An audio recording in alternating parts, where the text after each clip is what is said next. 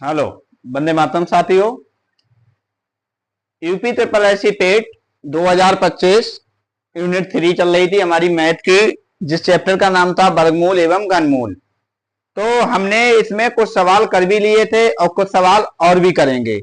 तो हम देखते हैं कि ये जो पहला सवाल है हमारा क्वेश्चन नंबर 11 था, 10 उसमें नेक्स्ट वीडियो में करा दिए थे। क्वेश्चन नंबर 11 को हम देखेंगे कि 102 का वर्ग 10,404 है।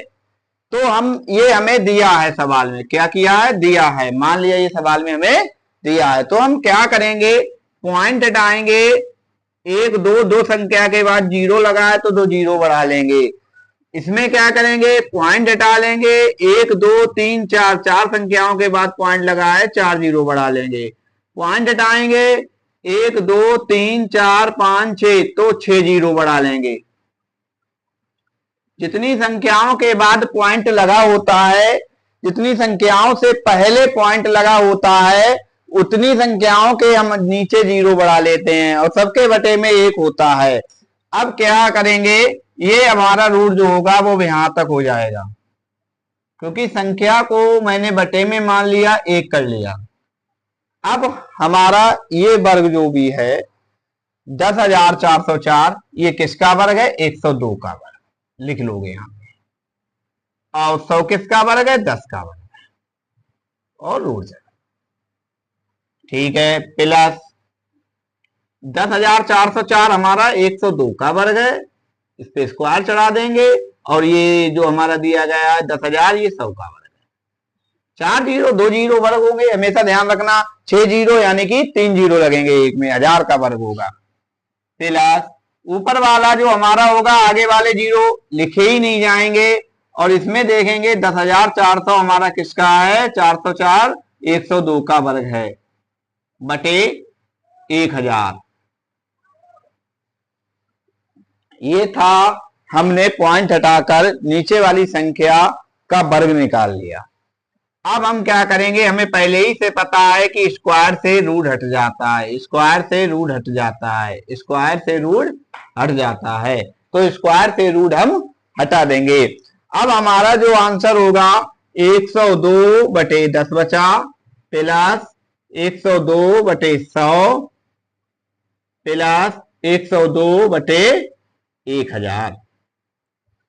अब हम क्या करेंगे, 10 से हम अगर 102 को भाग देंगे तो आंसर आ जाएगा 10.02, 10.2, प्लस 100 से भाग दे देंगे तो हमारा 1.02, क्योंकि दो पॉइंट संख्या बार लगी है, अगर दो ऐसे हटाएंगे तो हम दो जीरो बढ़ा लेंगे, बटे में 100 ही रहेंगे।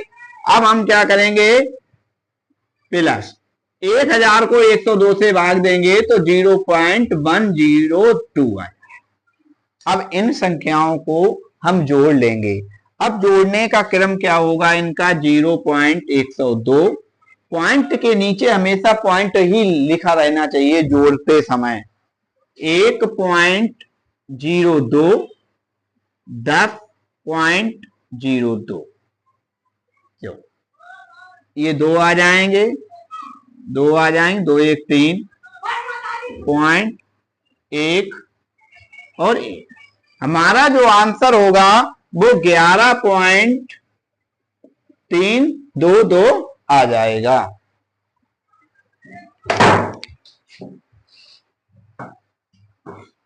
11.322 आंसर हमारा आ जाएगा। अब हम इस सवाल को देखेंगे, क्वेश्चन नंबर 12 को। क्या दिया है, 0.25, 0 पॉइंट, क्या करेंगे, पॉइंट से पहले पॉइंट को हटाएंगे। अब अंकों में देखेंगे कि इसमें तो दो संख्याएं और इसमें 1 2 3 4, चार संख्याएं।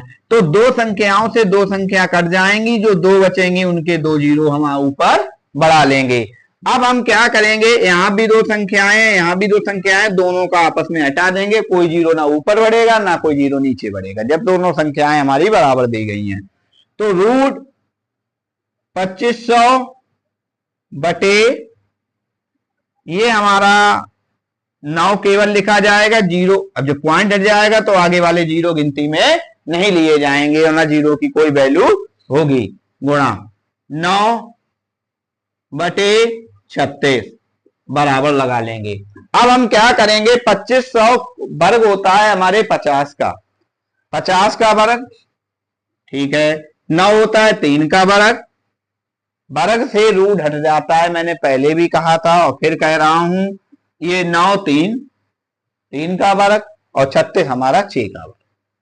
क्या करेंगे, 3 से 3 काट देंगे, 2 3 6 और 25 दूनी 50। तो आंसर आ जाएगा हमारा 25/3। इसे भाग देंगे 3 8 24 बचे 1, 3 3 आता रहेगा, 8.33 हमारा आंसर इस। अब जैसे कि हम इन सवालों को समझेंगे, देखेंगे इसमें क्या कह रहे हैं। क्वेश्चन नंबर 13 देखते हैं कि वह न्यूनतम संख्या क्या है जिसे 180 में गुणा करने पर वह एक पूर्ण वर्ग प्राप्त हो। क्या वर्ग प्राप्त हो, पूर्ण वर्ग, ठीक है। 180 में गुणा करने पर, अब हमने क्या किया, 180 को काटेंगे, भाग देंगे, 2 90, 2 से काटेंगे 45 और 3 से काटेंगे 15 और 3 पंजे 15 और 5 एकम 5। अब देखो यहाँ पे समझना क्या है हमारे लिए, 180 को कौन सी गुणा करने पर ये पूर्ण वर्ग बन जाएगी। तो यहाँ पे क्या किया, देखो 2 ने भी अपना जोड़ा बना लिया, 3 ने भी अपना जोड़ा बना लिया, अब रह गए 5। तो अगर हम इसमें 5 से गुणा कर दें, 5 से गुणा कर दें तो ये संख्या हमारी जो होगी वो एक पूर्ण वर्ग बन जाएगी। तो आंसर हमारा जो होगा वो 5 हो जाएगा। 180 में जो भी संख्या है उसमें 5 से गुणा कर दें तो वह हमारी एक पूर्ण वर्ग बन जाएगी। अब देखते हैं वह न्यूनतम संख्या क्या है जिसे 300 में गुणा करने पर एक पूर्ण घन प्राप्त हो। यहां पर पूर्ण घन की बात कर रहे हैं, क्या प्राप्त हो, पूर्ण घन। तो पूर्ण घन हम भाग दे देंगे 300 को भी, इसी तरह से 2 और यहां पे 150, फिर 2 75 और 3 से काटेंगे 25 और 55 25 और 5 एकम 5। देखो अब इधर लिख लेते हैं कि हमारे जो आए हैं 2 गुणा 2 गुणा 3 गुणा 5 गुणा 5, ये इस तरह से आए। तो देखो हमें बनाना है इसमें पूर्ण घन। क्या बनाना है, पूर्ण घन। तो एक तो 5 बढ़ाने पड़ेंगे, ठीक है, अलग भी लिखते चलो जिससे हम उनकी गुणा कर दें आपस में। एक 2 बढ़ाने पड़ेंगे, चलो जो बढ़ाएं उनके नीचे हम इस तरह से खींच लें, ठीक है, 2 बढ़ा लिए। फिर उसके बाद हमें एक 3 दिया है, हम 2 बार 3 बढ़ा लेंगे, ये वाले, ये 2 3 बढ़ गए, ठीक है। अब हम यहाँ पे भी 3 2 बढ़ा लेंगे, इनकी जब गुणा करेंगे तो वही हमारा आंसर आएगा। 5 दूनी 10, 10 3 30, 30 3 90। तो हमारा आंसर आ जाएगा 90, कि 90 से इस संख्या में गुणा कर दें तो ये संख्या हमारी जो होगी वो पूर्ण वर्ग बन जाएगी। जैसे 300 है और 300 में अगर हम 90 से गुणा कर देते हैं तो 9 3 27,000, इस तरह से ये पूर्ण घन बन जाएगी। अब देखते हैं इसमें वह कौन सी छोटी संख्या है जिससे 36 को भाग देने पर परिणाम पूर्ण घन प्राप्त हो।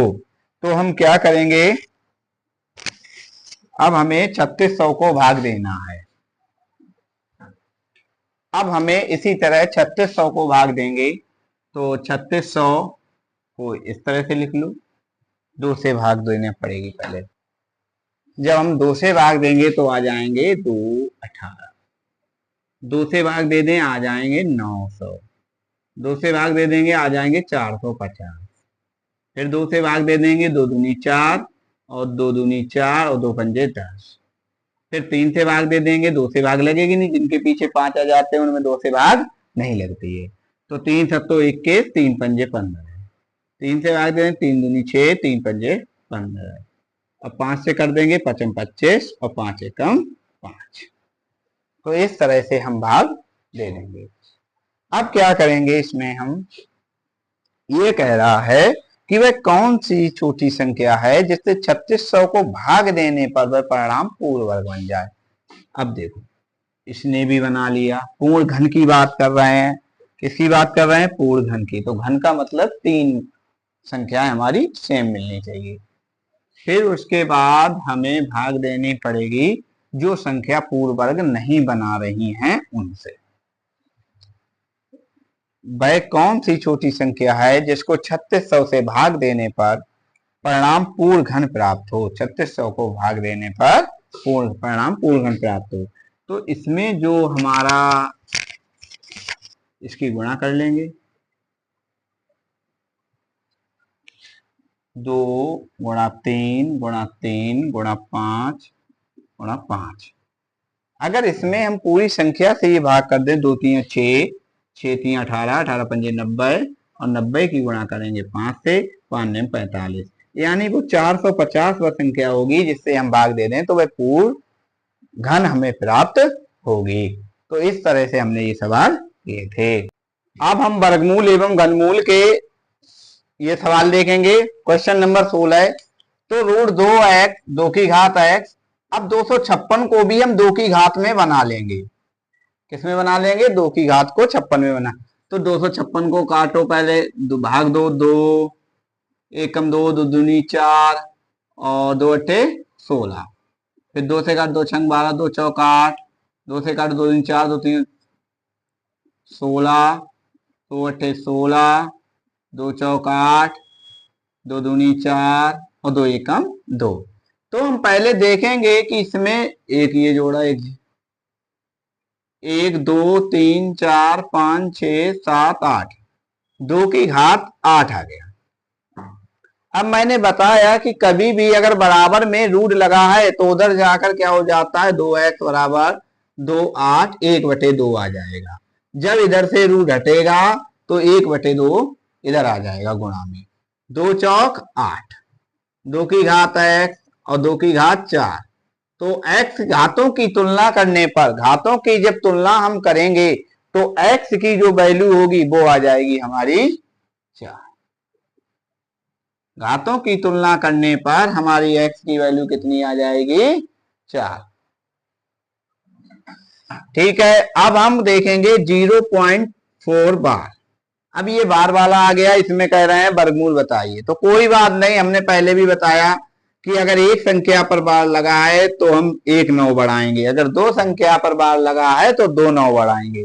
तो 4/9 ये जो हमारा हो जाएगा, ये 2 का वर्ग है, ये 3 का वर्ग। जब 3 से 2 को भाग दोगे तो आ जाएगा 0.6666। तो हमारा आंसर हो जाएगा ये 0.6 बार।